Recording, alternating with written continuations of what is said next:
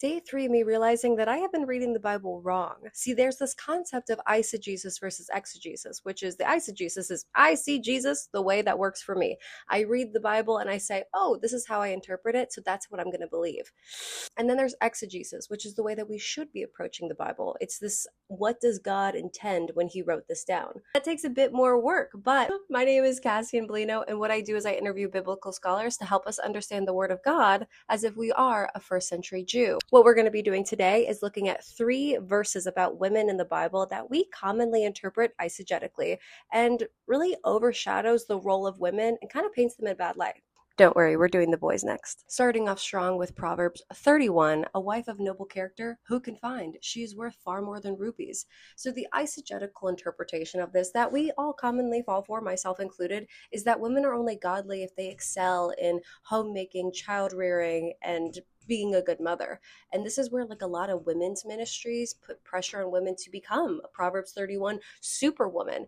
But exegetically understanding this verse, asking a woman to have wisdom, character, not to fit into a homemaking rigid role. Number 2, and I might get in trouble for this or catch a little bit of flack, and I'm okay with it, is 1 Timothy 2:12. I do not permit a woman to teach or to assume authority over a man. She must be quiet.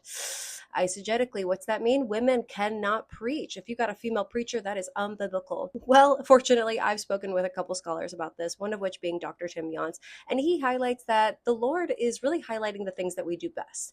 And as a man, they're called to lead. So in a church, it makes sense that a man is called to lead. Women do better in different roles within the church. They can serve in different ways, but the pastoral role should fall to the man. If there is no man present, does that mean you go without a pastor? No. At that point, a woman should step up.